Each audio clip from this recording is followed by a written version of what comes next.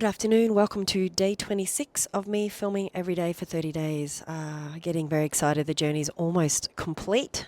I think in some way I might actually miss it, to be honest. Just that pushing myself and sticking to something, which so many times I've just felt like just giving up and not doing it because it's like, you got to do it. It's like brushing your teeth or having a shower or washing your hair, shaving your legs. You just got to do it. The longer you leave it, the harder it is. So getting in early today. We got a big afternoon coming up. After yesterday's fun time in the city, doing all of our doing a colour challenge and then getting home late. It was just a massive day. My legs absolutely ached. Got to bed. Was probably sleeping by 10 last night, and then 9 o'clock this morning we woke up. Could not believe it. Absolutely dead to the world. Very excited, which makes me pretty pumped for when we head to Europe later in September. We normally walk up to 20 kilometres a day, so I don't know how my legs are going to go. They're a little tired today, but that's mainly because all I did was walk on cement. No grass was involved in my feet, so my legs get really sore, I think, from just being on concrete all day. And yeah, so I'll have to build that up, I think, hence why we're walking at night. After dinner, not just for a weight loss, but also to build up my stability as... what do you call it? My resistance? What? I don't know.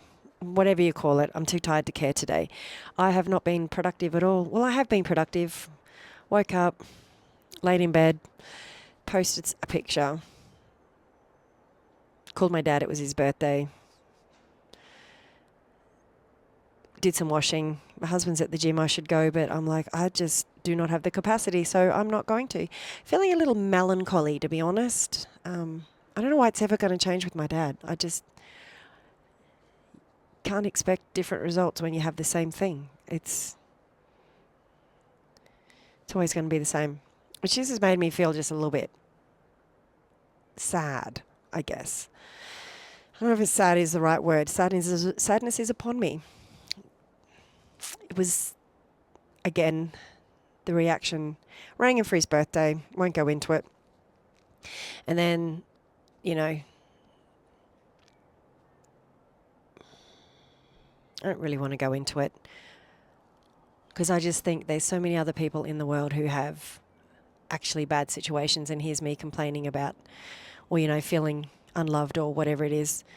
And I could feel my body going into the same flight response where immediately I had to go and put washing on, did some cleaning because I have to keep my hands busy as soon as I get a little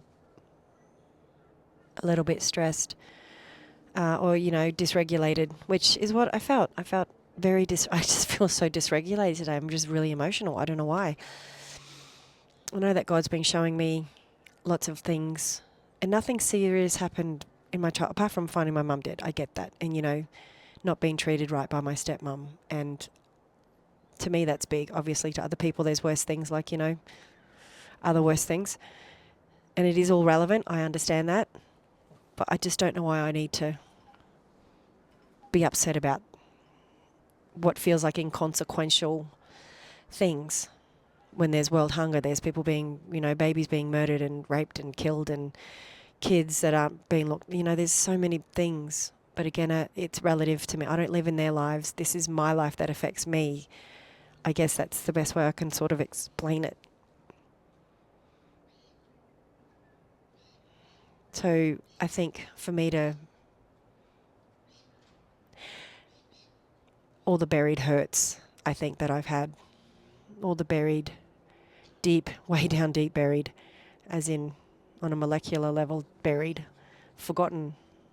It's little things that have happened over the years. Again, as soon as I get a little bit dysregulated, I'll go and clean, and that's how I need to be moving when I feel that way. But also at the same time, I do need to be moving, but I can't start a project. I've got 4 things I want to do today. I can't start any of them. I've got them all out, and then I keep sort of circling back to, I go to that, and then I move on to, this, and then I'll move on to that. And I just, yeah. I think the older you get, when you are unpacking things that happened in your childhood that you've left buried, and forgotten about when they do come up. This is why your body keeps the score. There's a book by whatever his name is, some vessel, blah, blah, blah. And that might be his name. I don't know his name. Look it up. The body keeps the score. It's fantastic. And it's true. Your body does. Your body actually remembers. So even though my head knows my dad loves me, my body doesn't, because of all the not validating me, not standing up for me, not fighting for me, letting things happen knowingly or unknowingly. I don't know that yet. But my body definitely knows it knows its trigger points, which most people do. Well, I think most people do. I'm just surmising here. I don't know. And you don't want to think bad. I don't want to be this. I don't want to be constantly thinking. I guess it is just a way that I have been praying the last couple of years for all of this junk, buried repression, whatever stuff that happened. And it's not even that bad. Like I said, I feel so silly. Absolutely so silly. It's the same feeling I had when I was talking to that teacher lady who's lost her mum, and when she said, "Oh, did you lose someone as well?" And I was like, "Oh, it was a dog, but also for me it was huge, absolutely huge." And it was among other things too, a big life change, changed my careers, realised I didn't want to be an adult anymore and left teaching. And it was, again, it just felt so small. And that's how my problem, it's not even a problem. Am I making this bigger than what it is? But obviously not, because I've been not even trying, I just suppress it. I just push everything back down and just don't worry about it. It's like, I don't even know how to unpack that. So I'll just, mosey on and just ignore it and not talk about it. But after the phone call this morning, I could feel my body just going straight back into the same feeling, that same disappointment, that same just wanting to escape, just wanting to get out and run, just distance myself from it. So having those two truths where, yeah, it is small, but also for me, it's not small. And I know that putting it to God, and I know that He's been doing things in the last, opening my mind to things that have happened and healing me and working through things, which is uncomfortable and gross. And I don't like being vulnerable. I don't want to be seen as weak. I know it's not weak. My head knows that. My heart doesn't. I don't want to be in this situation anymore. I just want to be able to have no emotion towards it. But I'm a human, so I guess I can't opt out. There's no text to go back and say, stop. Do not want to receive messages anymore. How can someone, I have great love for my dad. I do. And then on the other hand, you let me down a lot. And admitting that is hard because I don't want to seem disrespectful. But trying to reason with it, I think, I wish all of this stuff, not even wish, how good would it be to know all of this stuff when you're in your 20s and 30s instead of waiting till your 50s when it's just like your own children. It's too late for your own children because you've raised them with how you were as a child, with all of your experience and how you were raised. It doesn't just impact you as a person, like me. It's impacted my children, it's impacted my husband. I don't like feeling melancholy. I don't like this feeling of not sure what to do. Got a jumbled up ball of necklaces that I've got to separate, and I just don't know where to even start. Where do you start?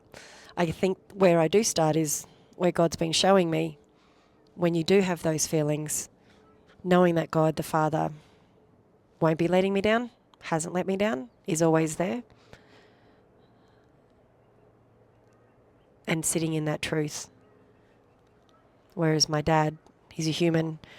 Of course he's going to let me down. That's what we do as parents. We let our children down. As humans, we let people down. We're flawed. Absolutely flawed.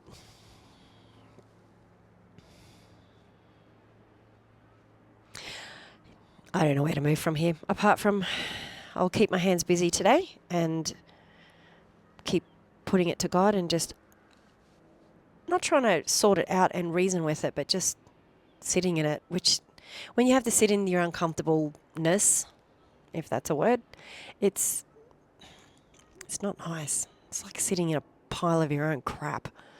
It's stinky and hot and just yuck. And you just want to wash your hands and have a shower. But going back and thinking of little things, and I don't want to, as I said earlier, when you're in this melancholy state, you do only see the bad. And you might have, like I had a lot of good experiences, I did. But the ones that shaped me, I think, as a person were significantly bigger. It wasn't constant, but it was, if you know what I mean. Well, day 26 is a heavy day. Happy melancholy 26 day. I'm going to go try and focus on one project, not all four at once. I think I need to just tick off one thing, which is the washing, that I can hang out, because that's an easy fix. I can just get it done. And then I might try and tackle, what am I tackling? I'm going to tackle my jacket. I want to make a jacket with lace on the back. But part of me is just like, what's the point? My dad, you know, whatever. Whatever. Okay, well, that's me in a nutshell. Day 26. 26 days. Fantastic. Okay, that's it. I'm sorry I'm a sad sack. And this is just for me anyway. I'm going to look back and just go, oh my gosh, I mean, you're allowed to be. You are allowed to have all these emotions. I don't always have to just be joy and happiness and feeling things and suppressing and pretending things are great, which most of the time they are. They are pretty happy. I am a pretty level happy all the time. It's just I think it's exacerbated because I am very tired. Tired. That's a big thing. I am tired. Tired. Okay. Thanks for listening to my TED Talk. Stay classy. Smile you later, Bing Bong.